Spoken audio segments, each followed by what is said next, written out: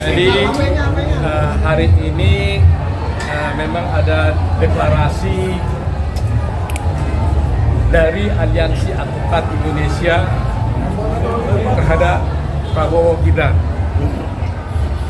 Aliansi Advokat Indonesia ini terdiri daripada advokat-advokat yang berada di hampir seluruh Indonesia.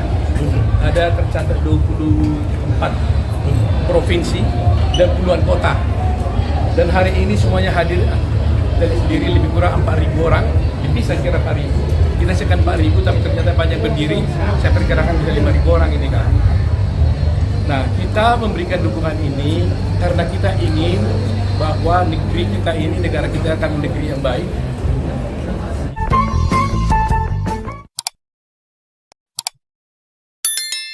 Bisa lebih baik daripada yang ada sekarang. Sekarang sudah bagus, akan lebih baik lagi.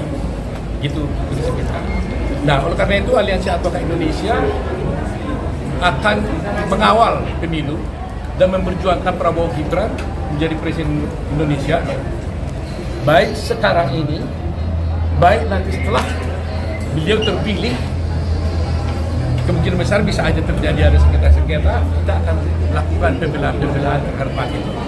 Ya, jadi oleh karena itu kita lihat sekarang ini kan banyak sekali narasi-narasi yang diberikan kepada Pak Prabowo Gibran, narasi-narasi tadi bahwa ada kecurangan dan sebagainya, padahal pemilu sendiri belum jadi, ya, sehingga kita memperkirakan bahwa memang mereka sudah meyakini dan menduga Prabowo Gibran itu akan menang, sehingga dibuat narasi-narasi seakan-akan nanti kalau Pak Prabowo menang, seakan-akan itu kecurangan. Nah, itu yang kita coba sekarang hindari, bahwa itu tidak benar, dan mari kita lakukan pemilu yang adil, bermartabat dan jujur. Itu pernyataan kita dari Aliansi Advokat Indonesia. Bagaimana agar tidak ada politisasi di profesi advokat, Pak? Advokat itu adalah profesi yang independen, yang bebas dan mandiri, yang bebas dia bisa melakukan pikirannya. Jadi orang selama ini salah berpikir, siapa advokat ini tidak boleh memberikan dukungan, tidak boleh berpihak dan sebagainya, ya kan? Padahal advokat banyak sekali menjadi anggota DPR sekarang, bahkan masuk partai. Yang tidak boleh itu adalah jangan sampai advokat dalam menjalankan profesinya dia tidak boleh dikooptasi oleh kekuatan tertentu. Tetapi sebagai advokat, sebagai seorang individu warga negara, dia bebas menentukan pilihannya, memberikan dukungannya kepada salah satu calon yang dia yakini menjadi seorang pemimpin. Itu tidak masalah. Independensi bagi advokat itu artinya hanyalah ketika dia menjalankan tugasnya sebagai orang advokat, dia tidak boleh berada dalam kooptasi tekanan pihak tertentu. Dia harus independen ketika membela tetapi sebagai seorang individu, advokat itu adalah bebas dan merdeka menentukan pilihan apalagi berpolitik.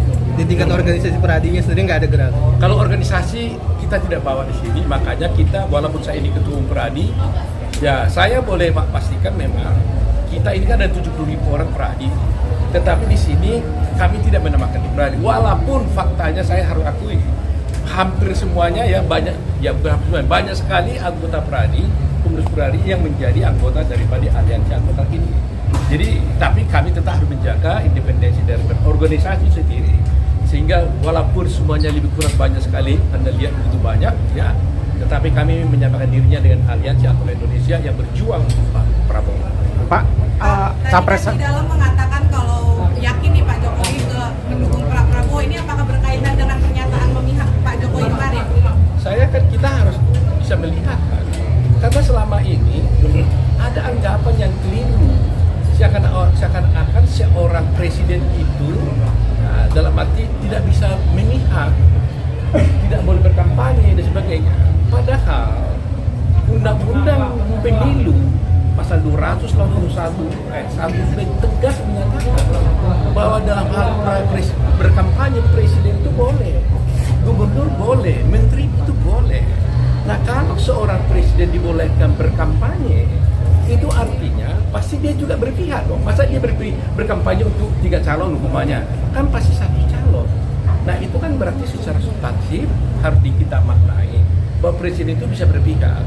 Dan wajar sekali saya kira bahwa Pak Presiden, dia punya wakil presiden itu anaknya, ya wajar dia berpihak. Kita nggak perlu berbohong-bohong. Dan itu sah dan wajar. Ya kan? Itu sah dan wajar dan tidak boleh disangkal. Ada orang mengalihkan mengatakan, oh etisnya begini. Kita bicara hukum atau bicara etika? Hukum yang paling tinggi. Kalau hukum sudah membenarkan, tidak mungkin ada pelanggaran etika. Kalau dia melaksanakan hukum, tidak mungkin ada pelanggaran etika. Jangan dibalik-balik. Jadi banyak sekali sekarang orang bersirkus dengan mengatakan, oh ini etika dan sebagainya. Tidak. Kalau sesuai dengan hukum, pasti tidak melanggar etika.